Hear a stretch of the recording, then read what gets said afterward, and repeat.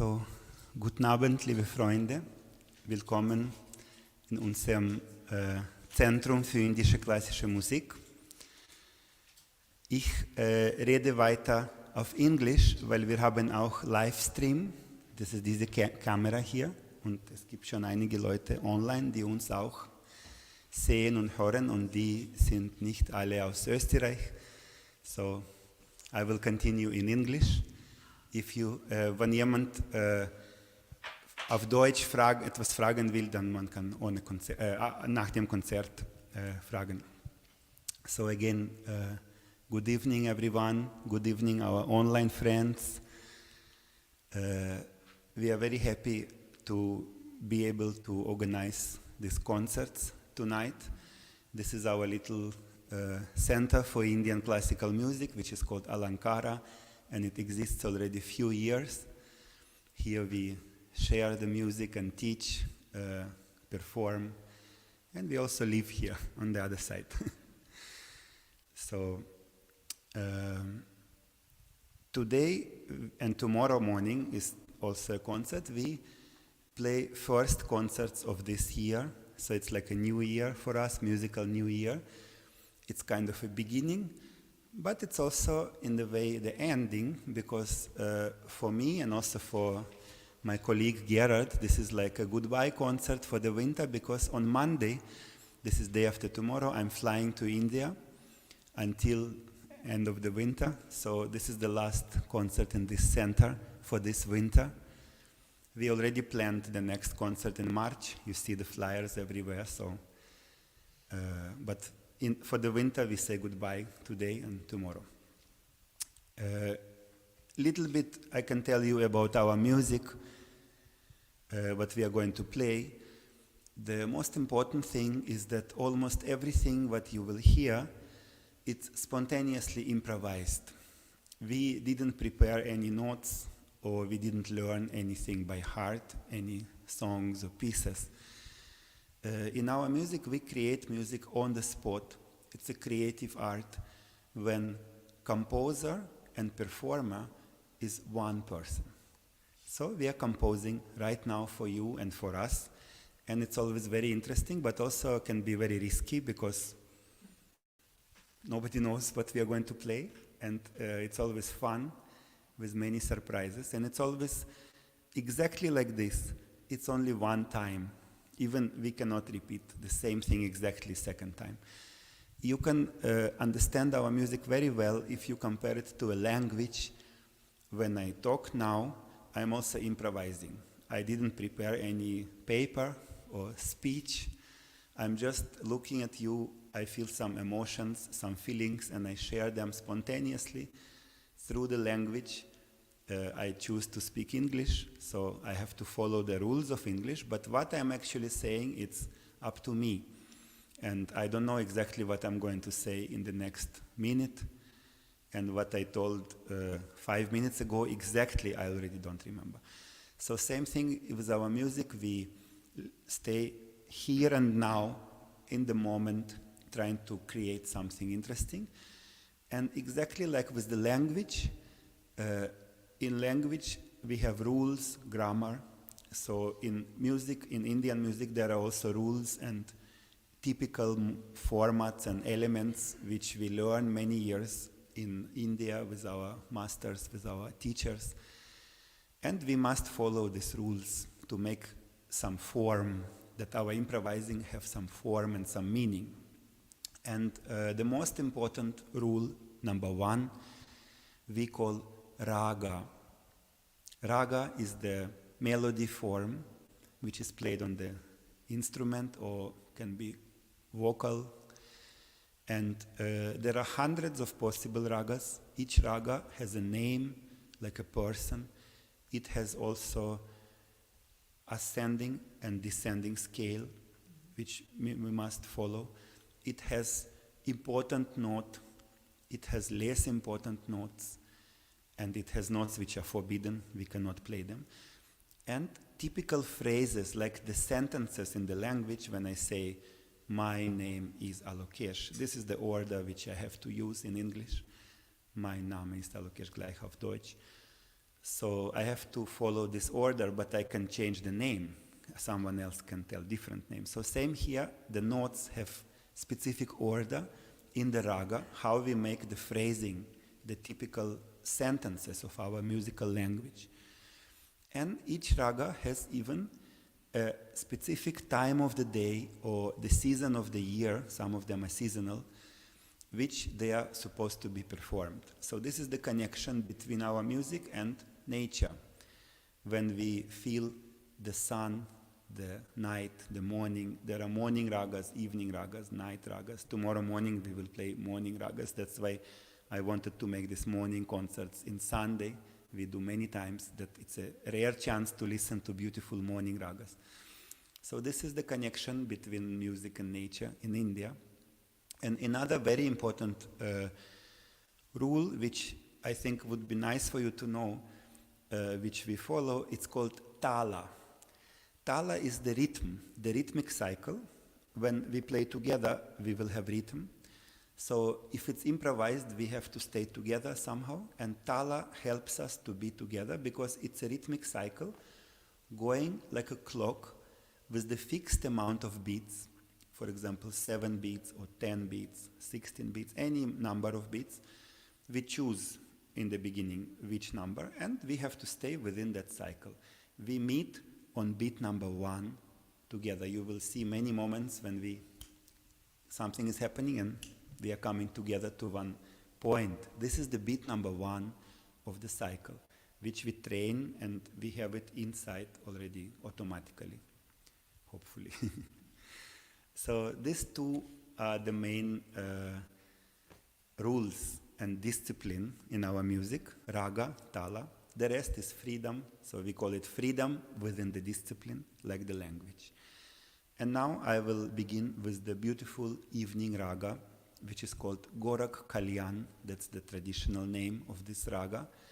It has only 5 notes, so you can see we don't need many ingredients, but we can make many variations and many ornaments and decorations in Indian style, so you can see what we can do with 5 notes.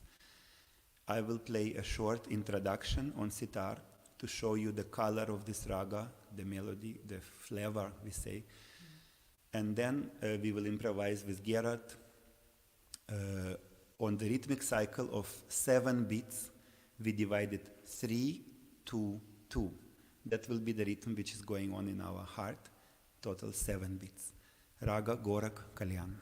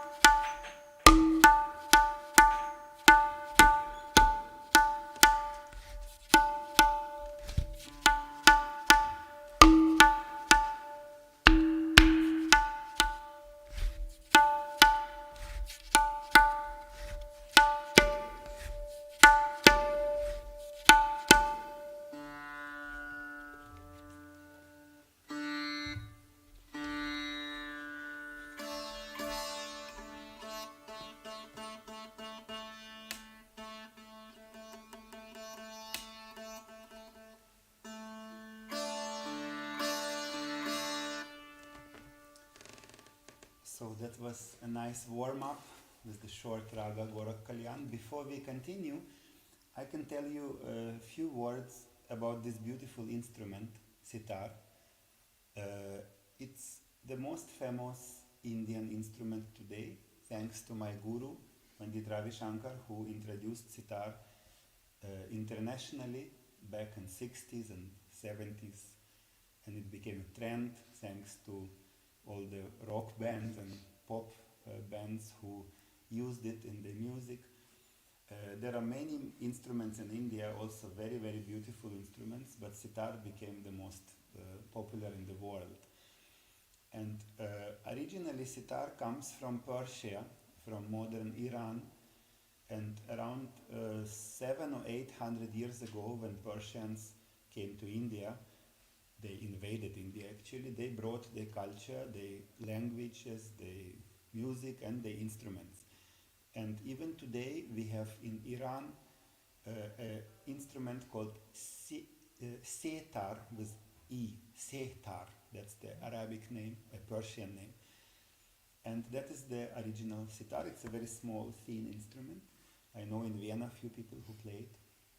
So when this Persian sitar got mixed with some Indian ancient instruments like veena, this modern sitar was born, and that's the history. Now about the construction, very interesting that this resonating body is the pumpkin. It's a kubis, vegetable, dry, yeah, and the rest is made of wood. And many people ask, what is this for? This is another resonating box, which is empty inside. same like this one. And it's also made of pumpkin or sometimes of wood. And the main reason why we have it, this is for musician. When I hold sitar like this, my head is located between these two resonators. So I have a nice stereo effect from the instrument because it was constructed at that time when there were no microphones and acoustic was very important. So it's like a musician is almost sitting inside the instrument. The instrument is kind of going around the musician's head and he can listen good to the music. So that's why we have this. But we can remove it also, it's not so important. And sitar has 7 main strings. These are the 7 big pegs which you have here. And they are running over this white bridge here. These are the main 7 strings which I'm actually playing with my fingers. And then there is additional 13 resonating strings. We call them sympathetic strings, or in Persian language they are called taraf. This is also the name of this system. And in Persian, taraf means orchestra. So these are these little tiny strings which I'm retuning all the time. They are there to resonate. When I choose a raga or the melody form which I'm going to play, I have to tune the notes of this melody form in these resonating strings, and when I play them on the main strings, you hear the echo, like effect.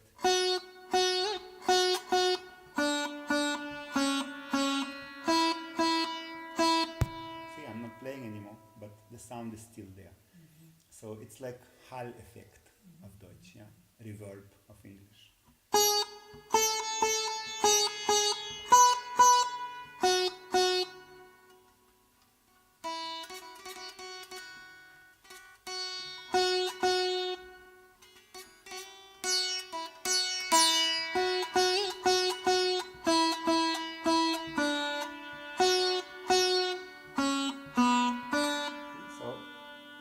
This beautiful effect for the sitar, which is like a sound effect mechanically created hundreds of years ago. I was really fascinated when I saw it first time.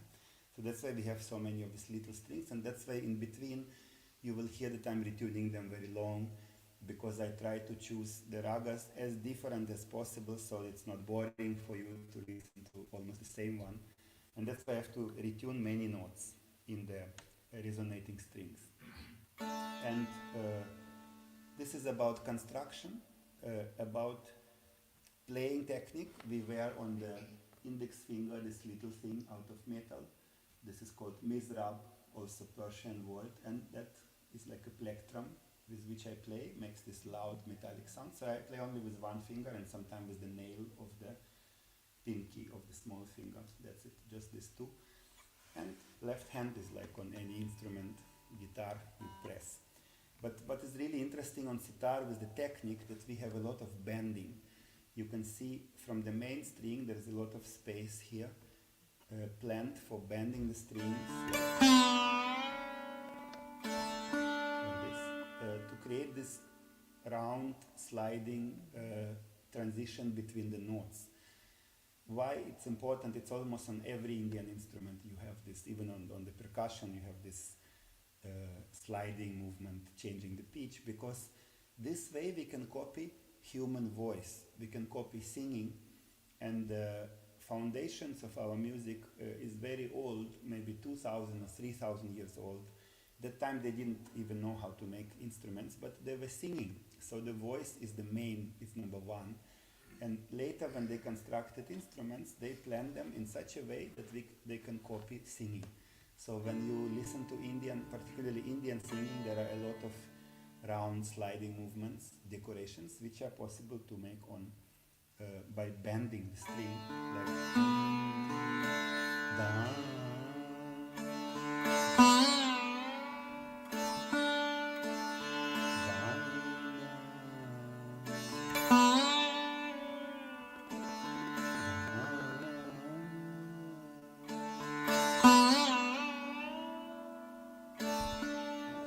Way we come closer to natural voice, and also we copy more the sounds of nature, like voices of animals, like a cat, meow, or birds singing, or maybe the wind, sound of wind or water. They are all round. There are no steps like on piano. So that way, the whole music becomes more liquid, more like natural, like plants growing, you know. So this is why we have a lot of this bending technique. That much is about the sitar. Now we continue with the next raga, which is one of my favorite ragas. It's another evening raga, which is called raga Yaman. In India, there is one holy river, which is called Yamuna.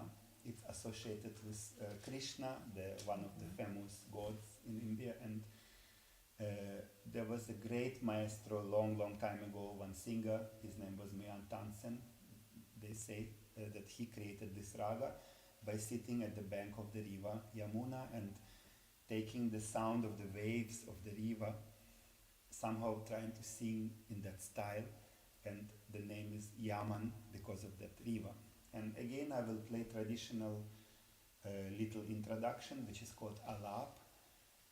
You can hear completely different color. By listening to ragas like this next to each other, you can understand what is raga, what a different color will be here in the room comparing to the first one. And then we will improvise with Gerard with tabla on the rhythmic cycle of 10 beats. This time it will be 10. We divided 2, 3, 2, 3, like 5 plus 5. That's the mathematic which is going on in our music all the time. 2, 3, 2, 3, 10 beats. This is tala called Japtal, raga, Yaman.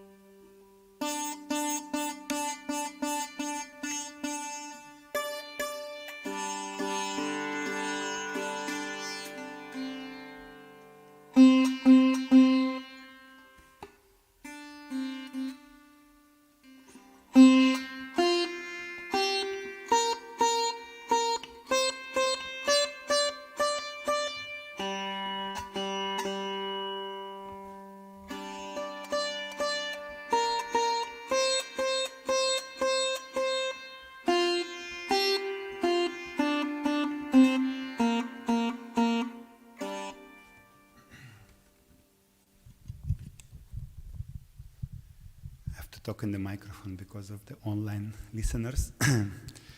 So this is the next raga, which is, according to some opinion in India, is the winter season raga. It's also like a late evening or night raga, which is called Malkons. That's the name. It's one of the oldest ragas in Indian tradition. We read the name of this raga in the Vedas, in the old scriptures, few thousand years ago. So it's really unique melody which came all the way to us through so many centuries. And it's again one of those ragas which have only 5 notes, very simple scale, but completely different color from what you heard now. And I will play again the short introduction. It will be very short this time, and then we will play one of the most famous rhythmic cycles in Indian music, which is called Tintal. This is the rhythmic cycle of 16 beats, very natural. Everyone can feel it very naturally because it's divided 4, 4, 4, 4, 4 times 4. So it can be also felt like 8 or 16 or 4. And we start very slow, in the very slow tempo, then it will become medium and very fast tempo, all in 16 beats. Tala Tintal, Raga Malkons.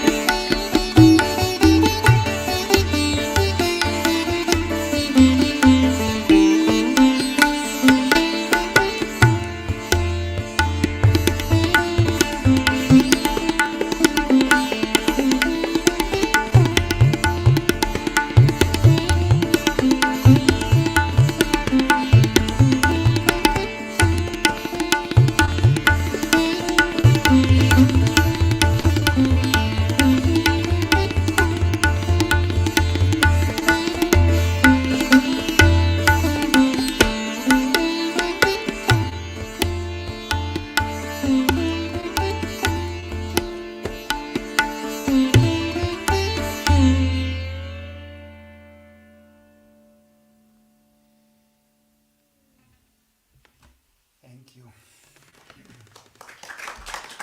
Thank you very much. Thank you. Thank you very much. This was the last piece, which is a very beautiful raga composed by my guru, Ravi Shankar. The raga name is Palas Kafi. And I think we will finish here. Let's leave something for next time, which is tomorrow morning. If you like, you can still buy the ticket for tomorrow morning today, then it's cheaper. It will be completely different energy with the daylight and morning ragas. And as I said, we continue this kind of concerts every month. Now there will be a break because we are both in India, but from March it will continue.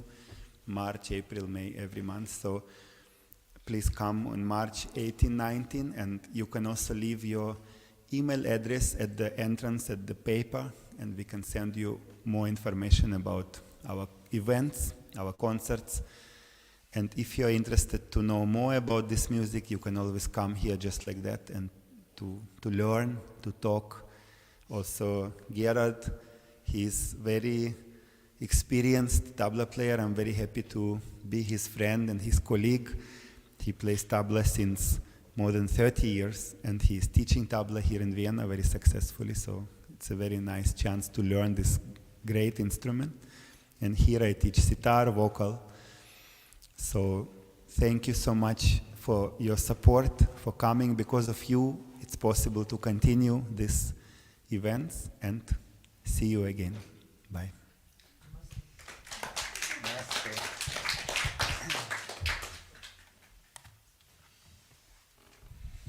And we say goodbye to our online listeners.